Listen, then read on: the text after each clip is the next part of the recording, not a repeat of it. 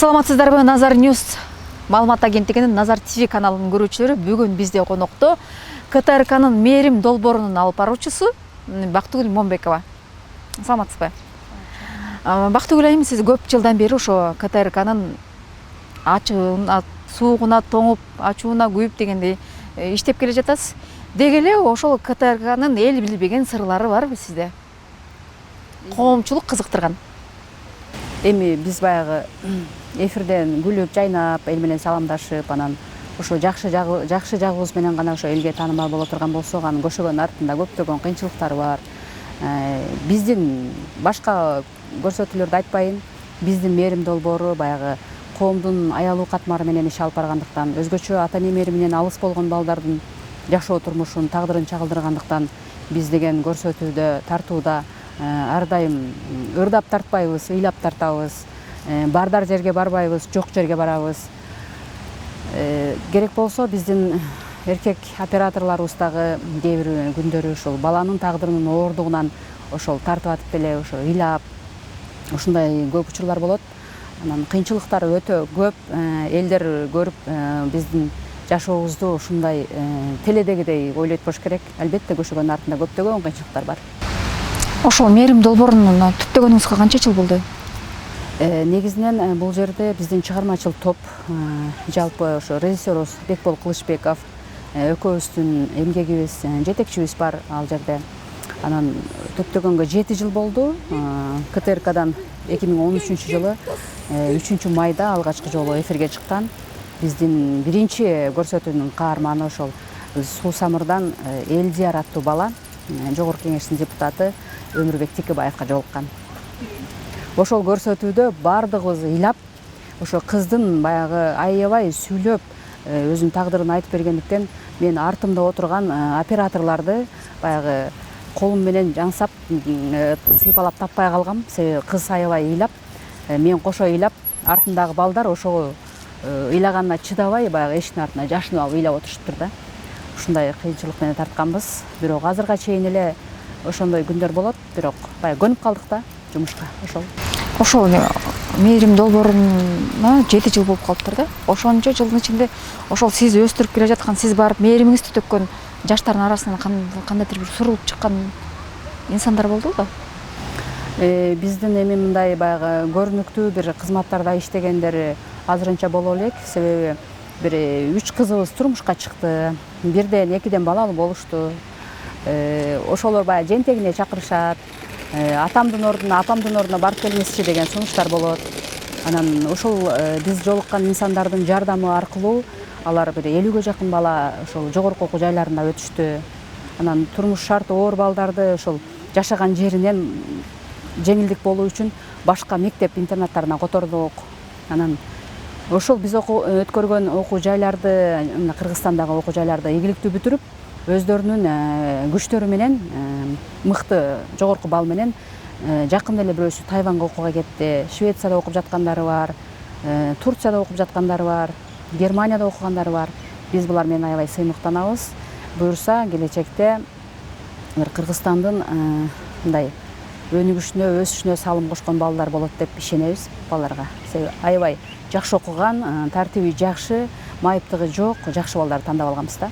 Ошол сиз көрсөтүүгө тартып жүргөн бөөктөрдүн арасында сиздин кандайдыр бир энелик мээрим түшкөн балдар болдубу? Мен өзгөчө ошол 150 баланы тарткан болсок, учурда 150 баланы ошо кимдерге жолукканына чейин мен жатка билем да. Ошо кайсы кыз атына чейин, ким кайсы жогорку белгилүү инсанга жолуккан, ошону жатка билем. Анан ошолор бардыгы мага өзүмдүн баламдай, өзүмдүн тууганымдай, бир тууганымдай, кызымдай ушундай эле болуп калды. Мисалы үчүн бирөө жарым бир 10 баланы таап бер, мен мындай иш кылат элем десе, ошонун жашын чектебей турган болсо, мен ошолорду көрсөткүм келет да, 10ду эмес 150-нин баарын эле алчы дегендей кылып. Себеби мага бул жерде баягы жердешикке да болбойт. Бул жерде бүт баягы тагдырдын сыноосуна кабылган балдар бардыгы эле жүрөгүмө жакын. Ар бирине эле мээрим төккөнгө аракет кылабыз. Бирок ошолордун ичинен дагы мындай кандайдыр бир деңгээлде өзүнүн кыялы менен, өзүнүн аябай өтө оор тагдыры менен эсте калган балдар бар. Мисалы мен Кеминден Белек аттуу баланы эмнегедир ушул өзүмдүн мээримимди төктүм да ошо балагачы. Ошо баланы көргөндө, ошо балага жолукканда бир чөнтөгүмдө болгон акчаны бергенге аракет кылып ушундай учурлар болду да. Ушундай болот. Кайсы жакта белек азыр? Белек азыр учурда ошол бир тууган байкесинин анан жеңесинин колунда турат. Атасы апасы ошол каза болуп калган. Негедир ушу баягы атам менен апамдын көкүрөк күчүгүмүн деп ушундай бир Самат Ибраев деген биздин жогорку кеңештин депутаты ошол агабызга жолукканда ошондо дагы баягы съемканы тартып бүтүп, анан биз машина менен адатта бекетке жеткиребиз да, баягы Кеминге кетиш үчүн. Ошол жерде биздин водителибиз айтып атпайбы эме депчи. Мен машинеме батпайт, велосипед депчи. Анан велосипед подарка кылды да. Анан мен чөнтөгүмдө акча жок экен да, карасамчы. Анан балдардан сурап атып 200 сом таап бердим. Ушуну жол кире кылып таксиге түшүп алып кеткеним депчи. Анан чөнтөгүмдү дагы сумкамды карасам, кичинекей шоколад туруптур. Ушунун бөбөктөрүңө алып берчи, менин атыман деп. Ушундай учурлар болот. Мындай балдар көп эле өзгөчө өзүнүн кандайдыр бир деңгээлдеги бир өзүнүн тагдыры мененби, өзүнүн сүйкүмдүү жүзү мененби, өзүнүн жакшы окугандыгы, дилгирлиги менен өзүнө таткан балдар болот да. Ошол сиздин ошо көрсөтүүңүздө ошо демөөрчүлөр болуш керек да, сөзсүз. Ошол учурда айрым бир көзгө көрүнүктүү белгилүү инсандар демөөрчүлүк кылгысы келбегендер да болобу? Ооба, көп учурда эле баягы жеке балага биз мисалы үчүн көп эле инсандарга жолуктуруп, ошол бала тандаган инсандарга жолуктурабыз дегенде, жок мен ал баланын өйдө кепилин ала албайм деген учурда болот. Бирок ал балага биз айтуудан кандайдыр бир деңгээлде тартынабыз, себеби экинчи жолу баягы тагдыры сынып калбасын, экинчи жолу көңүлү чөгүп кетпесин деп. Анан келчи, сени башка байкеңе жолуктурбайлы, тиги байкеңи биз таппай койдук, же кезиктире албай койдук, же болбосо анын колу бош эмес экен. Кел сени буга жолуктуруп туралы, андан кийин ошол байкеңе алып барабыз дегендей бир алдоо жолу менен гана ошол башка бирөөгө тартып кетип, башка бирөөгө жолуктурган учурларыбыз кездешет. Ошо айрым балдар сизге чыкканда же сиз байланышка чыкканда өзүнүн баасынан жогору бир белектерди сурап алышпайбы? Бизде ар кандай да баланын кыялы деген ар кандай болот экен. Мисалы кээ бир балдар айтышат, мага ошол инсандын өзү эле керек. Себеп мен апам тирүү кезинде апам менен ошол инсан чогуу иштеген. Мен ошону көрсөм апамды көргөндөй болом дегендер. Кээ бирлер айтат, мен колунан мындай белек алгым келет деп. Кээ бирлер айтат, жок мен ошол инсан менен жолугуунун өзү бакыт мага деген учурлар болот да. Көбүнчө балдар мындай белекти биринчи орунга коюшпайт. Биринчи орунга мээримди коюшат. Булар деген жылуулук күтөт, мээрим күтөт. Кандайдыр бир деңгээлде буларга баягы эненин атанын камкордугу, мээрими керек да, жылуу сөз керек ошол эле. Ошол мээрим көрсөтүүсүн эмне үчүн ушу мээрим деп тандап алдыңыз? Биз буга чейин көп адамдын ушундай көрсөтүү көп адамдын оюна келе бербейт да. Биз биринчи ошол менин режиссерум, ошо идеянын автору ошол Бекбол Кылычбеков бизге ЛТР каналынан бизге өттүп, анан иштеп баштаганда Бактыгүл эже ошол социалдык бир долбоор тартпайлы экөөбүз биригип, негедир менин оюм ушуга эле кетип туруп алды деп айтты да. Анан кел кандай долбоор десек, ошо Кыргызстандагы балалуу боло албай жүргөн жаштардындарга ошо бирден кичинекей нарсени бергенгечи, балдар үйүнөн алып бергенге ортомчу болуп бербейлиби? Эми ал деген алар эми өздөрү ала алышпай, жолун билишпей жүргөндө ушундай кылалы деп сунуш айткан. Анан биз көпчүлүк интернаттарга ошол балдардын жатакта эмелерине барганда алар бизден баш тартканда, себеби балдардын укугу теле аркылуу, балдардын укугу ачык түрдө бирөөдөн бирөөгө бергенге жол бербейт экен да. Ошондуктан биз башкача жолун тандап, ошо кыргыздын белгилүү инсандары ошол балдарды бирден балдарды кабыл алып, өзүнүн жолу менен тарбиялап, ошолордой белгилүү инсан болууга далааттансын деген ойдо ушул көрсөтүүнү ачканбыз да. Анан бул мээрим деп аталышып калышынын себеби бул мен атап койдум да, себеби буга чейин топ жылдыз дедик, менин кыялым дедик, ар кандай эмелерди атадык. Анан ортодон эле менден сөз чыгып кетти да, бул балдарга эненин мээриминен башка эмне керек? Буларга акчаны коюп туруп, бул жагына энесин коюп туруп, кимисин аласың десе, энени тандайт депчи. Ошодон улам анан мээрим деп аталып калды да. Келиңиз анда кадр сыртындагы кайгылуу көз ирмемдерге басып туруп маек кылып көрөлү. Мисалы ошол бала ошол биз барган үйдө же болбосо ошол өзүнүн турактаган үйдө эч кимге кереги жок деле болуп калышы мүмкүн да. Себеби айла жоктон эле баягы кыргыздар жетимин жерге таштаган эмес да. Ошон үчүн эле ошол тууганы багып алган болуш керек. Анан ошол жерде аны мындай күйүп деле, аны сүйүп деле бир караган киши жок. анан бизден мээрим күтөт да, барсакчы. Анан биз колубузга бирден торт алып барабыз, кичинекей конфет алып барабыз, беребиз. Анан мен туулган күнүм эле деп сүйүнчүлөп эметип калышат. Анан чөнтөктү болгон аңтарабыз. Эми биз баягы мамлекеттик иште иштегендиктен чөнтөгүбүз анчалык деле калың болбосо дагы ошо колубуздан келген акчаны беребиз. Алардын көңүлүн Көңүлүн көтөргөнгө, ошо кандайдыр бир деңгээлде ата энедей боло албасак дагы ошого окшоштуруп бир аз мээрим төккөнгө аракет кылабыз. Бактыгүл айым, негизи бирөөгө мээрим төгүү же болбосо жакшы сөздү арноо деген азыркы заманда чанда гана кездешип калды да. Сиздеги ошол жаш балдарды көргөндө, мээримге көздөрү мээримге зар болуп турган жаш балдарды көргөндө кандай сезимдер калат? Айрым учурда ошону унута албай же болбосо кандайдыр учурда кайра баргыңар келип, ошондой учурлар кездешеби силерде? Кездешет, албетте кездешет. Биринчи жолу биз могу Кегети деген айылга барганбыз. Ошол кезде Жеңишбек деген баланы Мелис Турганбаевка жолуктурган барганда, булар 3 бир тууган экен. Улуусу Азиза, анан кийин Жеңишбек, анан кийин кичинекей иниси бар экен. Ал болгону бир 2 жашта экен да. Ошону көргөндө мен калчылдап ушундай ыйлагам да, кадимкидейчи. Деп мындай титиреп, калчылдап, кандайдыр бир деңгээлде бир согушка кирип бараткансып, ушундай болгондо бир башкача сезимде. Анан бетинен сүйүп, баягы келбейт сага келбейт, качат да кичинекей бала. Ушу келсе бир кучактап өп, бир эме кылат элем. Ошондой сезимдер болот да.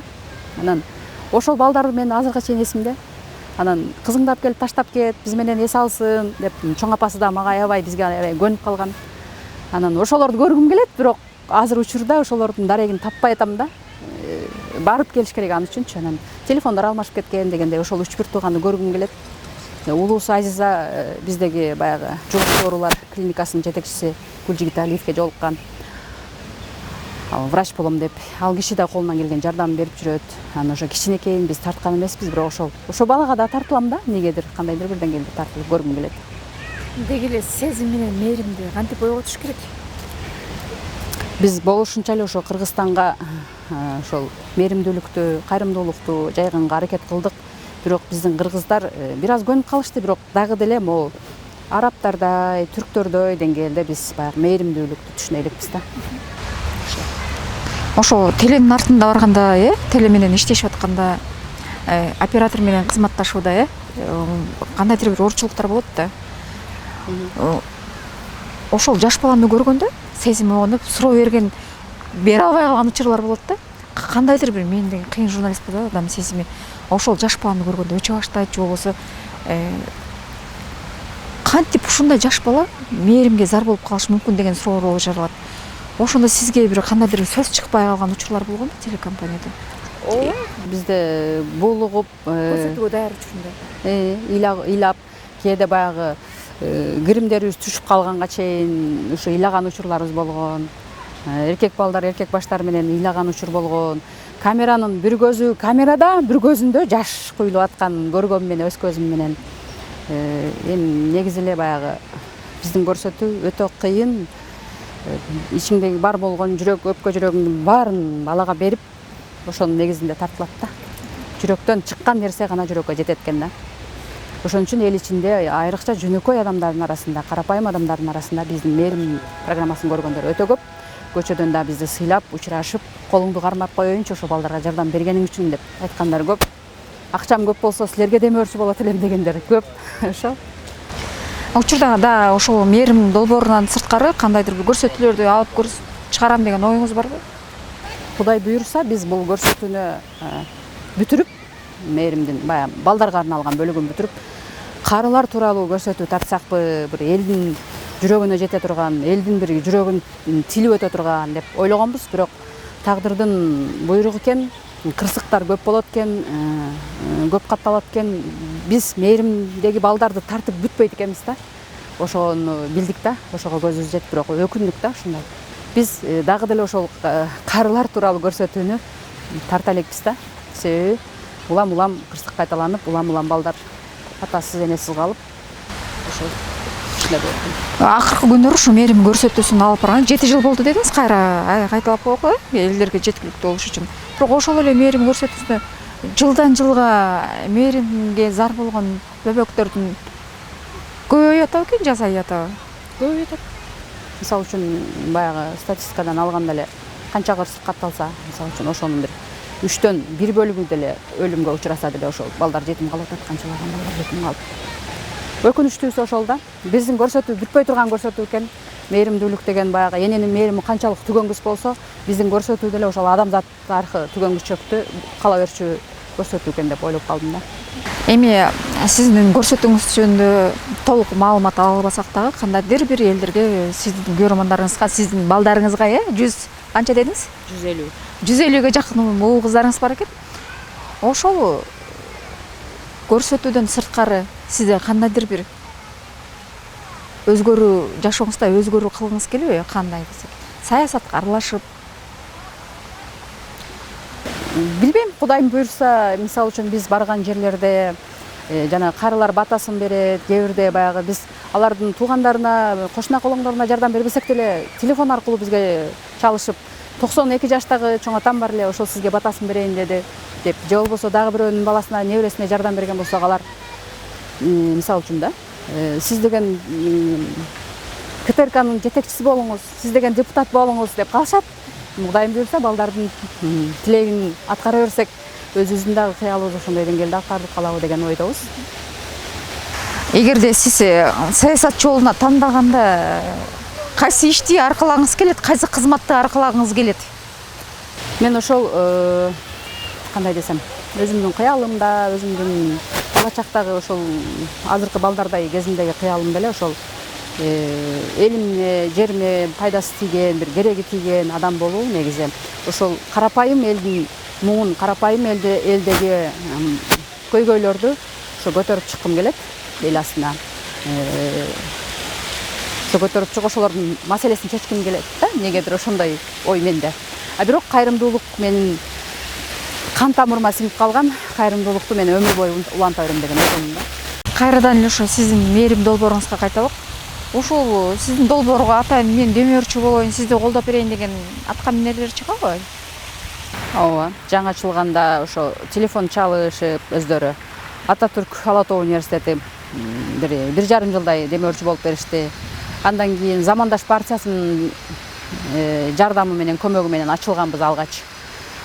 Андан кийин Карганбек Самаков, жогорку кеңештин мурдагы депутаты, өздөрү ошол демилгелеп, өздөрү ошол биздин көрсөтүүнү баягы каржылап берүүнү суранып өздөрү келишкен. Аларга эч кандай баягындай жарнактын деле кереги жок. Биз шындап балдар үчүн деп келишкен да. Андан сырткары мисалы биздин көрсөтүүдө биз бир белгилүү инсанга бирден бала алып барып жүргөнбүз. Мисалы буга чейин Карганбек Самаков, Имамидин Таашев, жанагы Алмамбет Шыкмаматовдор 2ден баланы уже азыр 2-чи баланы алып тарбиялап, окутуп, анын контрагын төлөп, анын квартирасын төлөп, анан коомго кошуп, өздөрүнө жумушка алып, ошо өздөрү иштеген жерге же ошолордун көмөгү менен жумушка киргендер дагы бар да. Дагы алдыда кандай максаттарыңыз бар? Ушул долбоор боюнча. Келечекте дагы ой пландарыбыз, режиссер экөөбүз ойлонуп калганда аябай көп кыялданабыз. Азыр учурда Кыргызстандын ичинде эле жүргөн болсок, биз мисалы үчүн балдардын кыялы дүйнө жүзүн кыдыруу мисалы үчүн да. Ошол жактарга алып барып балдарды эс алдырып, ошол жактардан балдардын кыялын орундатып, мисалы самолетко учуп, ошол жактан чет өлкөгө барып, ушинтип иштегим келет дегендер бар. Балким ошол жактан балдарды максатына жеткирели деген дагы чоң үмүттөр бар, бирок ага биздин ошол азыркы учурда каржылык жетишсиздигибиз жол бербей турат да. Жакында эле Кыргыз Республикасынын президенти Сооронбай Шарипович менен жолугуп, өзүңүздүн карамагыңызда болгон балдар менен баарлашып кайттыңыздар да. Ошол боюнча кеңирээк айтып берсеңиз. Биз бул ойдагы жөн жеринен эмес, бул дагы бир балдардын кыялы болуп калган. Биринчи эле ушул көрсөтүүнү ачканда биздин бир 10-чу катышуучубуз Назик деген кыз болчу. Ошол убагында жанагы мээрим фондунун мезгилинде ошол президенттердин алдында отуруп, кичинекей 3 жашар кыз президенттердин алдында отуруп, сүйлөп берип, ушундай өскөн экен да. Ошол баладыгын айтып, анан баягы кортеж өткөндө мен да ушундай бололу экем деп кыялданганын айтып, анан президентке, ошол кездеги президентке жолуккусу келгенин бизге кат кылып жазган. Анан ортодон баягы ар кандай тоскоолдуктар болуп ошол кездеги президентке жолукпай калдык. Кайсы жашырын сыр болбосо кайсы президент? Ал кезде Бакиев болчу да. Андан кийин биз Атамбаевка да бир жолу бир нече жолу кайрылдык, бирок ага да такыр кире албай койдук. Андан кийин ошол биз Сооронбай Шариповичтин убагында дагы мен өзүм бир жолу кат жаздым, бирок анда да кире албадым.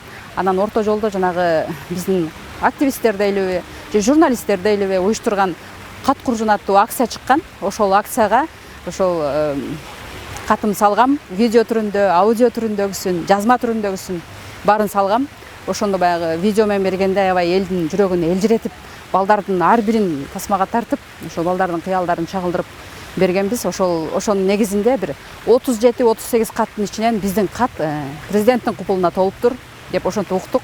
Аябай сүйүнүп калдык.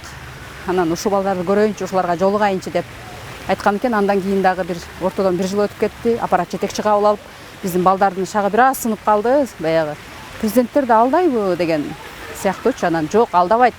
Өлкө башчысы эч качан алдабайт. Анткени ал журт атасы деп биз алардын көңүлүн жайгардык. Анан ошол 19-жылы өткөн маалымат жыйында өзүм барганга аргасыз болдум. Анда дагы ошол биздин Мелис Айдаркулов деген жакшы бир агайыбыз бар, ошол аппаратта иштеген. Ошонун жардамы менен мен ошол аппарат маалымат жыйынга катышып калдым. Ошондо өзүмдүн оюмду өлкө башчысы Сооронбай Шариповичке кенен ачык айта алдым. Ошодон кийин ошол президентке жолугуу балдардын эмес, биздин да кыялыбыз бойдон калып, ошол 17 февраль дедик, мээримдүүлүк күнү экен. Бүт Кыргызстан боюнча мээримдүүлүк күнү деп жарыялап туруп, анан биз ошо балдарга мээрим төксөкпү деп ойлогонбуз. Бирок анда дагы ошо тоскоолдуктар болуп калды бир аз. Анан карантин болду, ошентип атып, анан Кудайдын буйругу менен ошо 1-июнда жолуга алдык. Ошол биздин көрсөтүүгө ошо балдар менен биз менен президентти байланыштырган ошол кызматкерлердин баарына терең ыраазычылык айтам. Алардын дагы эмгеги чоң. Ошол негизи эле президент менен жолугушуу ар кимге эле буйрук бербейт да. Ошол Сооронбай Шарипович менен жолукканда сизде кандайдыр бир сезимдер пайда болдубу? Ошо жаш балдардагыдай эле. Мен мисалы үчүн мен кадрда түшмөк эмес, түшпөй турган болуп сүйлөшүлгөнбүз. Анан ажообуз келатканда эле менин да буту колум калчылдап эле өзүм жолуга тургандай болупчу. Анан ошо бир аз бир 30 секундтай сүйлөшүп калдым. Колунан гүл алдым. Аябай жакшы сезимдер болду. Ошончо өлкөнү бир мамлекетти башкарып турган адам, бир жөнөкөй бир журналисттин сунушуна макул болгонуна өтө ыраазы болдум. Анан ошол балдардын чачынан сылап, бетинен өп, өз баласындай көрүп, аларга ошол белегин берип, андан сырткары аймактарды да калтырбай, алардын баарына ошол белегин бирдей берип, бизге камкордук кылган ошол өлкө башчысына ыраазычылык билдирем. Президенттин жүзүнөн эмнени байкадыңыз? Кандайдыр сананы, кандайдыр кубанычты, кандайдыр чоң бакытты байкадыңыз? Эмнени байкадыңыз? Мен кандай бир жөнөкөйлүктү байкадым. Өтө жөнөкөй адам экен. Буга чейин мен жанынан көргөн эмесмин. Өтө жөнөкөй адам экен. Мээримдүү, камкор ата экен. Ошол өзүнүн баласындай көрүп, өзүнүн кызындай көрүп, ар бирин кабыл алып, ар бири менен сүйлөшкөндөн тажабай. Ортодо бир аябай мындай активдүү кызыбыз болду, Диана деген. Ошонун ар бир суроосуна жооп берип, мындай баягы бой көтөрүүчүлүк жок, жөнөкөйлүк экен.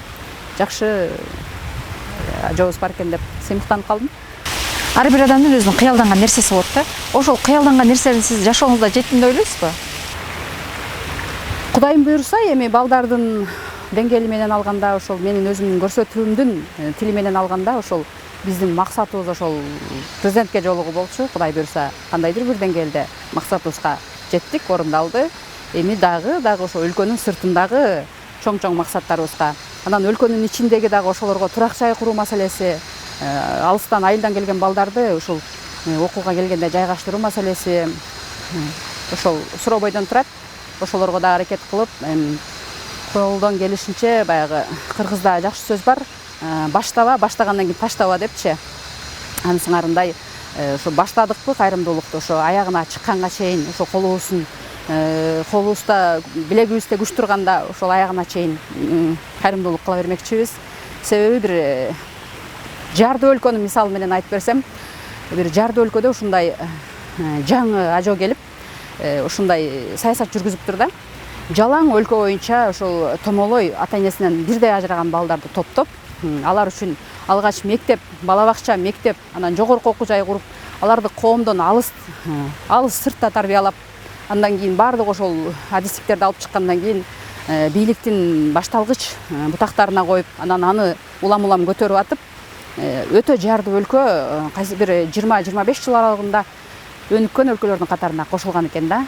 Биз дагы ошол принцип менен, ошондой идея, ошондой жакшы ой тилектер менен иш жүргүзүп келебиз. Кечиресиз, кайра эле президентке өтөлү. Сизге кандай бир сунуш же болбосо өзүнүн ой максаттарын айткан жокпу? Жок, ал өтө кыска сүйлөштүк ал жерден. Өтө кыска сүйлөшүлдү. Биздин ал акыбалыбызды сурап, ден соолугубузду сурап, анан балдардын кандай күтүп атканын сурап эле ошол менен чектелип калдык. Алтындай убактыңызды бизге аябастан келип бергениңиз үчүн чоң рахмат. Сиздерге да рахмат. Терең ыраазычылык билдиребиз. Ушунда биздин кубанычыбызды тең бөлүшкөн. Ар дайым ошол бала жылмайса алам жылмайт дейт. Балдарыбыз бактылуу болсун. Келечек балдардык эмеспи? Рахмат сизге дагы. Урматтуу Назар Ньюс маалымат агенттигинин Назар Ньюс ТВ каналынын көрүүчүлөрү, бүгүн бизде көрсөтүүдө КТРКнын мээрим долбоорунун алып баруучусу Бактыгүл Момбекова болду. Биз менен кайрадан көрүшкөнчө саламатта калыңыздар.